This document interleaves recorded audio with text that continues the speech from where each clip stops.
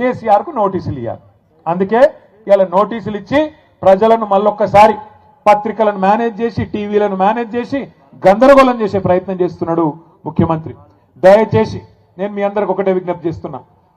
మహాభారతంలో చెప్తారు, అర్జునుడు విలువిద్య నేర్చుకునేటప్పుడు ఒకటే మాట చెప్తున్నట్టు వాళ్ళ గురువు గారు ద్రోణాచార్యుడు ఏమని, నీ మొత్తం దృష్టి చిలుక కన్ను మీదనే ఉండాలి, కొడితే చిలుక కన్నునే కొట్టాలి తప్ప ఇంకేది కనబడద్దు, చెట్టు కనబడద్దు, చెట్టు మీద ఉన్న దానికి ఉన్న మరి కొమ్మలు కనబడద్దు, కొమ్మ చుట్టూ ఉన్న ఆకులు కనబడద్దు, ఏది కనబడద్దు, ఆ చెట్టు మీద కూర్చున్న చిలుక కన్నుకే కొట్టాలని చెప్పి తదేక దీక్షతోని దృష్టి పెట్టి కొట్టుమనేదైతే చెప్తాడో మన కేసీఆర్ గారు కూడా మీకు అదే చెప్పమని చెప్పిండు నల్లగొండలో.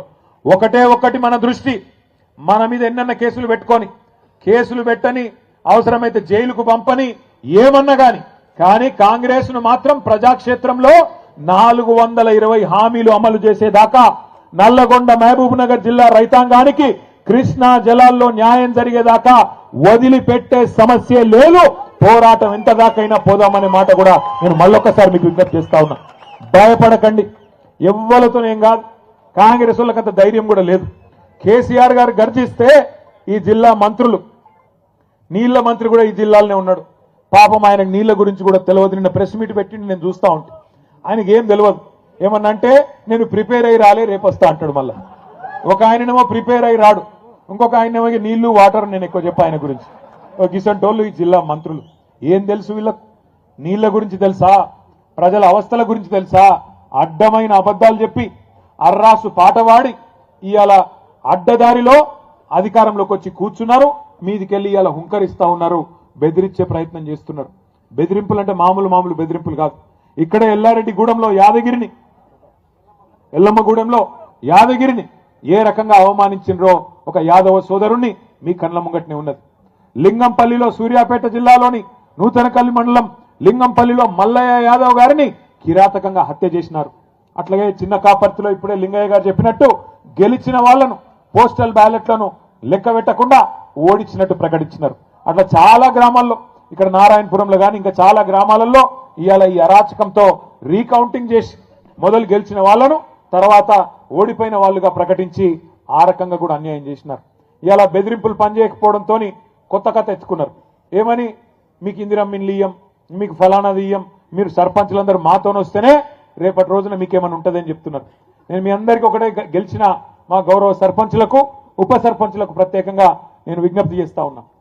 ఒక్కసారి మీరు పరిస్థితి గమనించండి. గెలిచిన కాంగ్రెస్ ఎమ్మెల్యేలకే ఇవాళ దిక్కు లేదు అక్కడ. మీరు చూడండి, నేను చెప్పేది అబద్ధం కాదు. ఒక ఎమ్మెల్యే గారు, కాంగ్రెస్ ఎమ్మెల్యే నిజామాబాద్ జిల్లాలో, కామారెడ్డి జిల్లాలో, ఇక రేవంత్ రెడ్డి గారు నిధులు ఇస్తలేడు అభివృద్ధికి అని చెప్పి ప్రపంచ బ్యాంకుకు ఉత్తరం రాసిండు. ఆయన, అయ్యా నాకు ఒక 100 కోట్లు ఇవ్వండి, మా ముఖ్యమంత్రి గారు పైసలు ఇస్తలేడు, అభివృద్ధికి పైసలు లేవంట అని ఆయన ఉత్తరం రాసుకున్నాడు. అట్లాగే ఇంకొక ఎమ్మెల్యే గారు, మహబూబ్ నగర్ జిల్లా ఎమ్మెల్యే గారు, కాంగ్రెస్ ఎమ్మెల్యే ఎన్ఎం శ్రీనివాసరెడ్డి, ఆయన కుల్లా చెప్తున్నాడు, కాంగ్రెస్ ఎమ్మెల్యేలకు పైసలు లేవు, ప్రభుత్వం దగ్గర డబ్బులు లేవు, మాకు పెళ్లిళ్లకు పేరెంటాలకు పోవడం తప్ప మాకు ఏ పని లేకుండా పోదు అని చెప్పి ఆ ఎన్ఎం శ్రీనివాసరెడ్డి గారు చెప్తా ఉన్నాడు. ఇది మీకు ఎందుకు చెప్తున్నా అంటే, గెలిచిన ఎమ్మెల్యేల పరిస్థితి ఇట్లా ఉన్నది. వాళ్ళు అనుకుంటున్నారు, కాంగ్రెస్ ఎమ్మెల్యేలు మేము అనుకుంటే సర్పంచులను ఇబ్బంది పెట్టగలుగుతామని వాళ్ళు అనుకుంటున్నారు.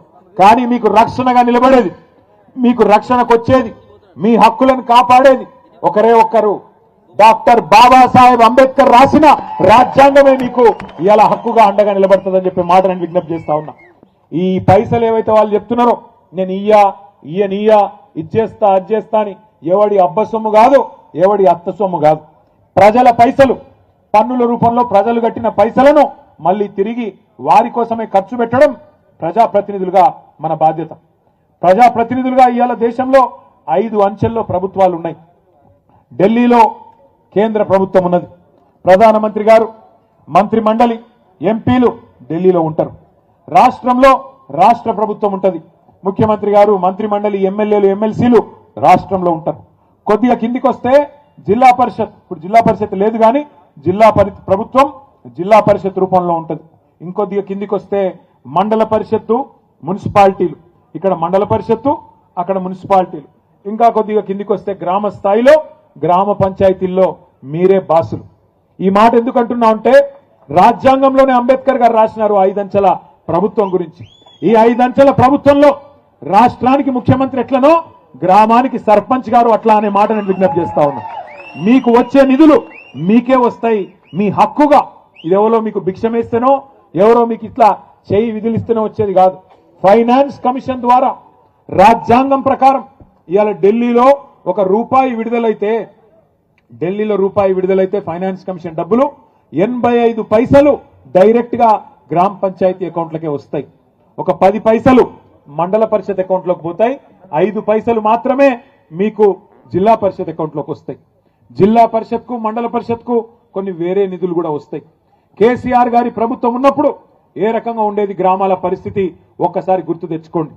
బ్రహ్మాండంగా రూపాయి ఢిల్లీ నుంచి ఫైనాన్స్ కమిషన్ డబ్బులు విడుదలైతే రాష్ట్రంలో పల్లె ప్రగతి పేరిట కేసీఆర్ గారు ప్రోగ్రాం పెట్టి ఆ రూపాయికి ఇంకొక రూపాయి తోడేసి జీతం ఇచ్చినట్టే మొదటి వారంలోనే మీకు గ్రామ పంచాయతీ ఖాతాల్లో డబ్బులు డిపాజిట్ అయ్యేది. సర్పంచులకు నిధులు ఇవ్వడమే కాదు, విధులు కూడా గుర్తు చేయాలన్న ఉద్దేశంతో ప్రతి గ్రామంలో మంచి పనులు కేసీఆర్ గారి నాయకత్వంలో 10 ఏళ్లు మనం చేసుకున్నాం. చెట్లు పెట్టుకున్నాం. ఇవాళ ఏ ఊరికి పోయినా బ్రహ్మాండంగా చెట్లు మనకు స్వాగతం పలుకుతా ఉన్నాయి. 270 కోట్ల మొక్కలు కేసీఆర్ గారి నాయకత్వంలో తెలంగాణకు హరితహారం అనే పేరిట రాష్ట్రం మొత్తంలో పెట్టుకున్నాం. దేశంలో ఎక్కడా లేదు. ప్రతి గ్రామానికి ఒక నర్సరీ, ప్రతి గ్రామంలో ఒక నర్సరీ, ప్రతి గ్రామంలో చెత్తను సేకరించడానికి ఒక ట్రాక్టర్, ఆ మొక్కలకు నీళ్లు పోయడానికి మనం హరితహారంలో పెట్టిన మొక్కలకు నీళ్లు పోయడానికి ఒక ట్యాంకర్, అట్లాగే ఆ చెత్తను పారేయడానికి ఒక డంపింగ్ యార్డ్. మనుషులు చనిపోతే భారతదేశంలో ఎక్కడా లేదు. ప్రతి గ్రామంలో ఒక వైకుంఠ ధామం, అట్లాగే పిల్లలు ఆడుకోవడానికి క్రీడా ప్రాంగణం, పెద్ద మనుషులు తిరగడానికి ఒక పార్కు, పల్లె ప్రకృతి వనం. భారతదేశంలో ఎక్కడా ఒక గ్రామంలో ఇన్ని సౌలతులు లేవు. అందుకే కేసీఆర్ గారి నాయకత్వంలో తెలంగాణ పల్లెలను మనం అద్భుతంగా మార్చుకున్నాం. కాబట్టే భారతదేశంలో ఉత్తమ గ్రామ పంచాయతీలు ఎక్కడ ఉన్నాయి అని కేంద్ర ప్రభుత్వం లెక్కదీస్తే టాప్ 20 మొదటి 20 ఎక్కడున్నాయని లెక్కదీస్తే 20కి 20 తెలంగాణలో ఉన్నాయి కేసీఆర్ గారి నాయకత్వంలో అని కేంద్ర ప్రభుత్వమే మనకు కితాబిచ్చింది. 3% కంటే తక్కువ జనాభా భారతదేశంలో తెలంగాణది. కానీ ఉత్తమ గ్రామ పంచాయతీలకు అవార్డులు ఇస్తే జాతీయ పంచాయతీరాజ్ దినోత్సవం నాడు 3% జనాభా ఉన్న తెలంగాణ 30% అవార్డులు గెలుచుకున్నది అంటే దానికి కేసీఆర్ గారి దక్షత, నాయకత్వ పటిమనే కారణం. ఇవాళ సర్పంచులను నేను కోరుతా ఉన్నా, కేసీఆర్ గారు ముఖ్యమంత్రిగా లేకపోవచ్చు, కానీ వారు చూపిన బాట మీ కళ్ళ ముంగట్నే ఉన్నది. ఊరుని ఎట్లా నడపాలి, ఎట్లా పారిశుద్ధ్యం మెయింటైన్ చేయాలి, ఎట్లా నీళ్లు అందించాలి అని మీకోసం ఊరూరా ట్యాంకులు కట్టిండు. ఒకప్పుడు నాకు బాగా గుర్తున్నది, 2009లో నేను మొదటిసారి ఎమ్మెల్యే అయింది కూడా ఎండాకాలం, ఏప్రిల్ మేలో గెలిచినాం. గెలిచినాక ప్రామిస్ చెప్తున్నా మీకు, నంబర్ నేను చెప్తే ఊరికి పోవాలంటే భయం అవుతుండే. ఎండాకాలంలో ఊరికి పోతే ఎక్కడికక్కడ రోడ్డు కడ్డంగా ఖాళీ కుండలు, ఖాళీ బిందెలు, మొత్తం మహిళలందరూ అడ్డం తిరిగేది.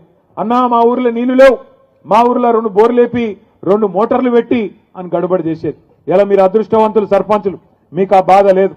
మిషన్ భగీరథ పేరుతో 40,000 కోట్లతో ఇదే నల్లగొండ జిల్లాలో ఉన్న ఫ్లోరోసిస్ ను రూపు మాపిన నాయకుడు మన నాయకుడు కేసీఆర్ గారు.